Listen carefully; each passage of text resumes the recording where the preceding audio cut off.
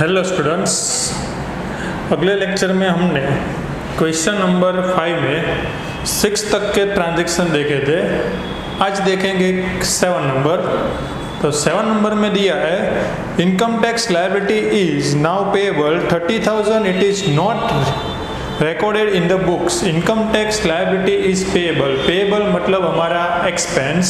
Expense हो तो cash goes out. तो हमारी एंट्री एक्सपेंस की थी realization account debit to cash account, तो वही एंट्री यहाँ पर लिखनी है। तो हमारी एंट्री 7 नंबर होगी realization account debit to cash account, और रुपीज़ 30,000 पेड करने थे तो यहाँ पर आ जाएगा रुपीज़ 30,000। और बीइंग आपको खुद लिखना है income tax liability is now payable. उसके बाद 8 नंबर में देख दिया है after making payment of liability and loan of partner of a firm surplus of asset. मैंने आपको जब जर्नल एंट्री बताई तब मैंने बताया था कि सरप्लस मतलब हमारा profit. Surplus of the asset is 12,000। The profit and loss sharing ratio of partners A, B and C are 5:3:2। तो हमें क्या करना है, ये प्रॉफिट है पार्टनर के बीच में डिस्ट्रीब्यूट करना है। पार्टनर के नाम है A, B और C। उसका रेशियो दिया है 5:3:2। तो आपको उसको डिस्ट्रीब्यूट कर देना है। तो एक कौन सा प्रॉफिट होगा, रियलाइजेशन अकाउंट का प्रॉफिट होगा, इसलिए इसकी एंट्री होगी realization account debit to A's capital account to B's capital account and to C's capital account. अब आपको क्या करना है, 12,000 को 5, 3 और 2 में डिस्ट्रीब्यूट करना है। 12,000 आया मतलब टोटल होगा 10, डिवाइड बाय करेंगे तो यहाँ पर आ जाएगा 6,000। फिर 3 मतलब कितना होगा, 12 3 30, 600 और यहाँ पर आ जाएगा 2400। ये हमने क्या कर दिया, डिस्ट्रीब्यूट कर दिया। तो प्रॉफिट को इसी तरह से क्या कर देना है, डिस्ट्रीब्यूट करना है और लिखना है बीइंग सरप्लस इज डिस्ट्रीब्यूटेड। इसी तरह से आपको क्या कर देना है, लिख देना है। उसके बाद देखते हैं entry number 9। Machine is disclose in the book at the time of dissolution is 2 lakh. Machine आपको बुक में दिया है 2 लाख रुपीज़ का। Book value is realize, book value हमें मिल रही है। तो सबसे पहले machine is in the book at the dissolution from 2 lakh, मतलब 2 लाख दिया है तो उसका पहले रियलाइज करेंगे, उसके बाद उसके पैसे मिलेंगे। तो यहाँ पर पहले रियलाइज करते हैं। तो एंट्री होगी realization account debit to machine account, realization account debit to machine account 2 lakh. और उसमें सब में आपको क्वेश्चन में ऐसा बोला है कि बुक वैल्यू इज रियलाइज, ये पहली एंट्री है। अब आएगी दूसरी एंट्री। तो बुक वैल्यू हमें मिल गई मतलब कैश आया, तो हमारी एंट्री होगी cash account debit to realization account, और उसमें भी रुपीज़ कितने आएंगे, 2 लाख और 2 लाख। और बीइंग आपको खुद लिखना है। बीइंग में आपको क्वेश्चन लिख दो तो भी चलेगा, पर आपको खुद लिखना है। अब देखते हैं 10 नंबर। 10 नंबर आपके लिए मोस्ट टाइम भी है। One partner has accepted responsibility to the undertake a dissolution procedure. एक पार्टनर ने डिसोल्यूशन करने की रिस्पॉन्सिबिलिटी ले ली। In the return of the decided to pay remuneration of 20,000, उसको 20,000 पे करेंगे ऐसा डिसाइड हुआ। An account of expense firm has paid him 12,000, पर फर्म ने कितना पेड किया, 12,000 पेड किया। तो सबसे पहले उसने प्रोसीजर उसने अंडरटेक की तो उसकी एंट्री लिखेंगे। तो सेम एंट्री लिखनी है जैसे असेट को लिखते हैं ना वैसे ही। तो 10 में first entry realization account debit to किसने अंडरटेक की? पार्टनर ने। तो यहाँ पर लिख देंगे पार्टनर्स कैपिटल अकाउंट, और उसको कितने पे करने का डिसाइड हुआ था? 20,000 तो हमने लिख दिया 20,000। अब दूसरी एंट्री पर हमने उसको कितने पे किए एक्सपेंस की तरह? टोटल हमने पे किए उसको 12,000। तो 12,000 पे किए किसको? पार्टनर को। तो यहाँ पर लिख देंगे पार्टनर्स कैपिटल अकाउंट डेबिट, और कैश गया मतलब क्या लिख देंगे? टू कैश अकाउंट, और उसने कितने पे किए? 12,000 और 12,000, तो 12,000 लिख दे रहे। तो आपको इसमें याद रखना है कि एंट्री कैसे लिखनी है। पहले क्या करेंगे? पार्टनर रिस्पॉन्सिबिलिटी लेता है उसकी एंट्री आएगी, उसके बाद उसने जितना पे किया 12,000 हमने पे किया पार्टनर्स की ओर से, तो उसकी एंट्री आएगी। बीइंग आपको खुद लिख देनी है।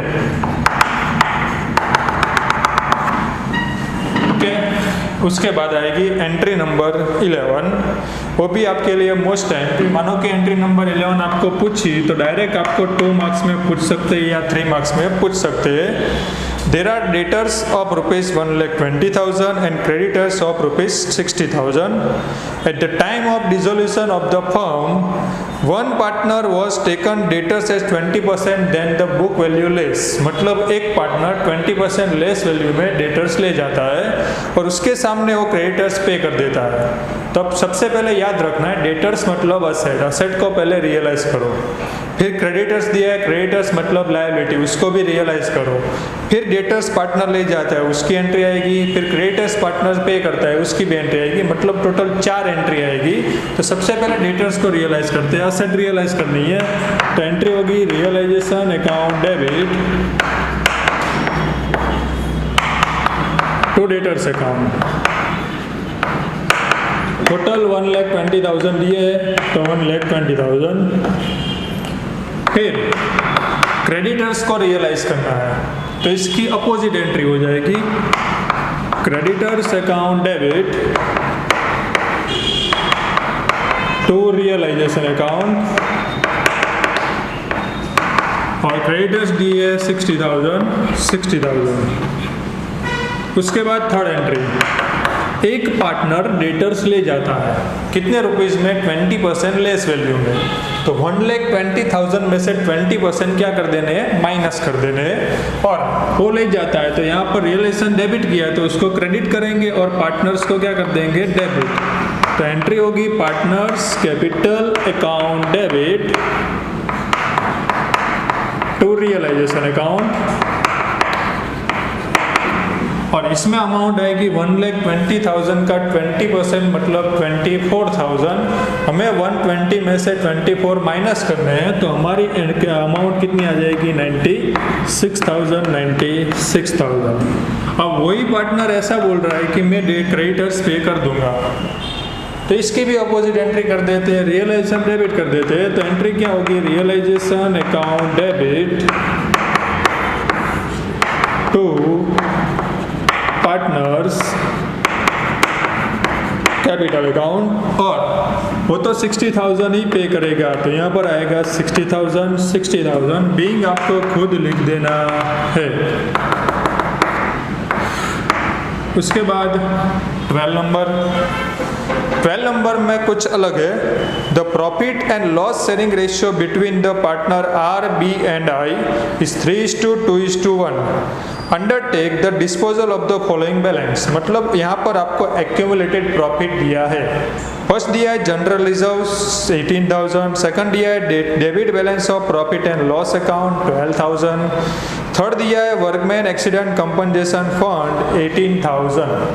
तो सबसे पहले जनरल रिजर्व मतलब हमारा accumulated profit partners capital credit side आता है, याद रखना है। हमने आगे भी एक्यूमुलेटेड प्रॉफिट की एंट्री लिखवाई थी, इसमें भी लिखवाई थी। तो पार्टनर्स कैपिटल में क्रेडिट साइड आता है तो जनरल रिजर्व को क्या कर देंगे? डेबिट करेंगे। तो 12 में first general reserve account debit to R's capital account to B's capital account to I capital account, total आपको 18,000 दिया है। 18,000 डिवाइड बाय आप 6 करोगे तो मतलब आएगा 3,000। तो 3,000 मतलब कितना आएगा, यहाँ पर आएगा 9,000, यहाँ पर आएगा 6,000 और यहाँ पर आएगा 3,000। फिर एंट्री नंबर 12 में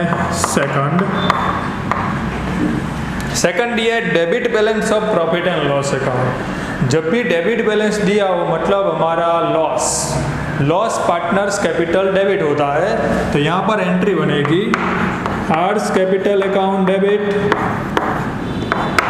बी कैपिटल अकाउंट डेबिट और I capital account debit to profit and loss account. यहाँ पर दिया है 12,000 को 3, 2, 1 में डिस्ट्रीब्यूट करना है, मतलब आएगा 6,000, 4,000 और 2,000। और लास्ट एंट्री आपको ऐसी दी है वर्कमैन एक्सीडेंट कंपनसेशन फंड, वो भी हमारा प्रॉफिट है, तो प्रॉफिट डिस्ट्रीब्यूट होगा जनरल रिजर्व की तरह। तो workman accident compensation fund account debit में शॉर्ट में लिख रहा हूँ to R capital, to B capital और टू आई कैपिटल।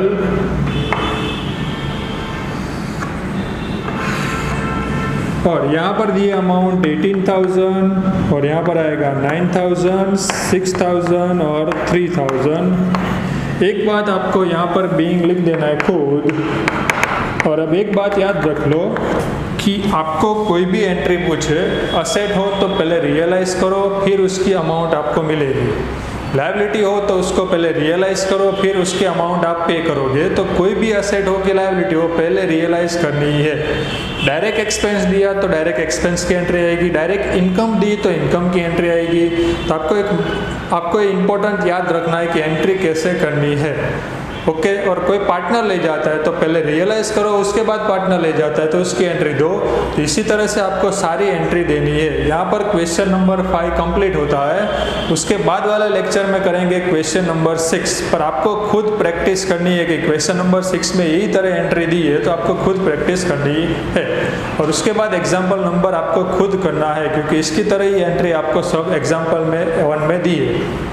ओके।